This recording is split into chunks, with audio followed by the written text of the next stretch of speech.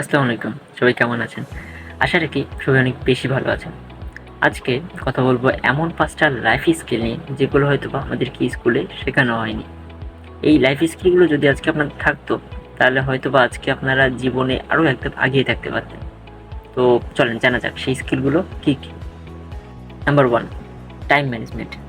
একটা প্রবাদ আছে, সময় এবং স্রোত কখনোই কারোর জন্য অপেক্ষা করে না। হ্যাঁ, আমাদের জীবনে সময় কিন্তু খুবই গুরুত্বপূর্ণ। তো টাইম ম্যানেজমেন্ট এই স্কিলটা কিন্তু আমাদেরকে এটাই শেখায় যে কীভাবে আমরা আমাদের সময়কে সঠিকভাবে ব্যবহার করতে পারি। দেখেন, আপনার জীবনে তো আসলে অনেক কাজই আছে।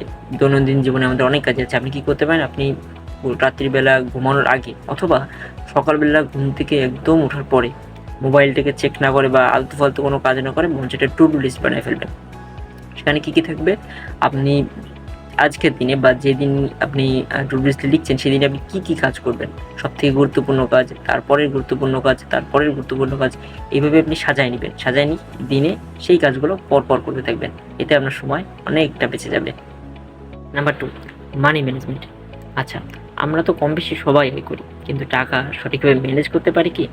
ধরেন আপনি আর আপনার বন্ধু দুজনেই চাকরি করা শুরু করলেন কোনো একটা কোম্পানিতে। তো আপনারা মাসে টাকাও পেলেন ৳৫,০০০ সাপোজ। তো সংসারে খরচ করলেন, পড়াশোনার খরচ এটা সেটা সব কিছু মিলে হয়তোবা ৳৪,০০০ হয়ে গেল। আর হাতে থাকলো আপনার ৳১,০০০। সেই ৳১,০০০ আপনি কী করলেন? আপনি হয়তোবা আপনার শখের কোনো একটা জিনিস কিনলেন অথবা বন্ধুদের মাঝে গিয়ে উড়িয়ে দিলেন। বাট আপনার বন্ধু কী করলো? সে টাকাটাকে উড়িয়ে না দিয়ে বা কোনো কিছু না কিনে সে কী করলো? সে কোনো একটা বিজনেসে ইনভেস্ট করলো। এখানে লাভ করলো কে? আপনার বন্ধু। সে কিন্তু এই যে টাকাটা ইনভেস্ট করেছে সে কিন্তু টাকাটা রিটার্ন পাবে। কিন্তু আপনি কি করেছেন? আপনি টাকাটা নষ্ট করে ফেলেছেন। আপনি কিন্তু ওই টাকাটা রিটার্ন পাবেন না। তো এখানে আপনার বন্ধুর কি আছে? মানি ম্যানেজমেন্ট স্কিল আছে।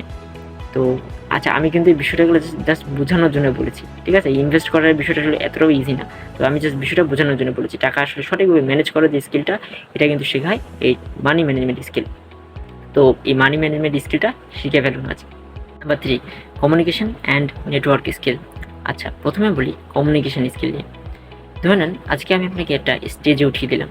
স্টেজে উঠিয়ে দিয়ে একটা টপিক দিয়ে বললাম যে এই টপিকের উপর আপনি কথা বলেন। আপনি কি কথা বলতে পারবেন?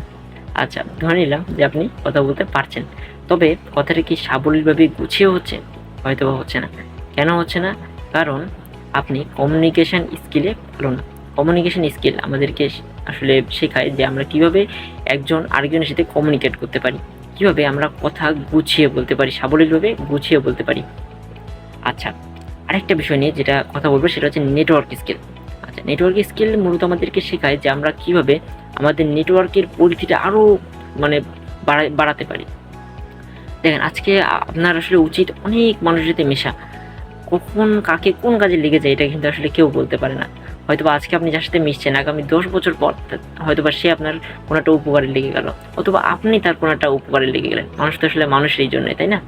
তো এই যে কমিউনিকেশন অ্যান্ড নেটওয়ার্ক স্কিল এটা জীবনে আসলে খুবই গুরুত্বপূর্ণ একটা ইম্প্যাক্ট ফেলে। Number 4, cooking. রান্নাবান্না আমাদের সকলেরই আসলে শিখে রাখা উচিত। আপনি চাকরির উদ্দেশ্যে হোক বা কোনো একটা কারণে হয়তো আপনি কোনো একটা প্রত্যন্ত অঞ্চলে গেছেন যেখানে হয়তোবা রান্নাবান্নার অনেক সমস্যা হচ্ছে। রান্নাবান্না করার মতন লোক নেই অথবা আশেপাশে যে হোটেল থাকে হোটেলও নাই। অনেক সমস্যা হলেও হতে পারে অথবা এমন হতে পারে যে আপনি বাসায় আছেন, আপনার ফ্যামিলি মেম্বাররা কোনো একটা অনুষ্ঠানে যাচ্ছে বা কোথাও যাচ্ছে, এখন বাসায় রান্না করার মতো লোক নেই। তো সেই সময় আসলে আপনি কী করবেন? এই সময় আপনার রান্না করার যে স্কিলটা এটা কিন্তু কাজে লাগে। আপনাকে আহামরি খুব বেশি কিছু রান্না করতে জানতে হবে না।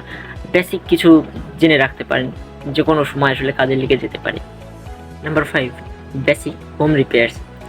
আমাদের বাসার অনেক ছোট, ছোট কাজের জন্যই আমরা মিস্ত্রি ডেকে আনি, যেটা আমার মনে হয় একদমই উচিত না। যেসব কাজগুলো আমরা নিজেরাই করতে পারি সেসব কাজ আমার মনে হয় যে নিজেদেরই আসলে করা উচিত। যেরকম সাইকেলের কথা বলতে পারি। সাইকেলে অনেক সময় মনে হয় যে আমরা চেন পড়ে যায়। তো এগুলো আমরা চেষ্টা করলেই হয়তোবা উঠিয়ে নিতে পারি বা ছোটোখাটো অনেক সমস্যা আছে যেগুলো আমরা চেষ্টা করলেই ঠিক করে নিতে পারি। আবার অনেক সময় পিসির কথা বলতে পারি। অনেক যাদের পিসি আছে। অনেক সময় এমন হয় যে মনিটরের লাইন পায় না বা মনিটরে স্ক্রিন শো করে না। তো সেক্ষেত্রে কিছুই না, মাদারবোর্ড থেকে র্যাম বের করে র্যামটা যদি রাবার দিয়ে মুছে আবার লাগিয়ে দেওয়া হয় তখন কিন্তু আবারও পিসি সচল হয়ে যায়, মনিটরের লাইনের সব কিছু ঠিক হয়ে যায়। তো এই যে এরকম বেসিক বিষয়গুলো যদি আমরা নিজেরাই যদি ঠিক করে নিতে পারি তাহলে তো ভালো হয়। শুধু তো মিস্ত্রির কাছে আমরা কেন নিয়ে যাবো? এতে আমাদের কিন্তু টাইম আর মানি দুটোই নষ্ট হয়।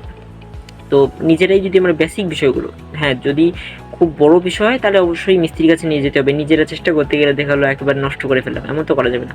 বড় কোনো বিষয় হলে আমরা মিস্ত্রির কাছে নিব, তবে যে বিষয়গুলো নিজেরা পারি, বেসিক বিষয়, সেগুলো আমরা নিজেরাই ঠিক করে নিতে পারি, তাই না? তাহলে আমাদের টাইম প্লাস মানি দুটোই সেভ হয়ে যায়। তো এই 5টা টপিক ছিল, গুরুত্বপূর্ণ টপিক ছিল, যেগুলো হয়তো বা স্কুলে আমাদেরকে শেখানো হয়নি। তো যেহেতু স্কুলে শেখানো হয়নি, আমাদের নিজেদেরকেই আসলে গরজ দিয়ে শিখে নিতে হবে।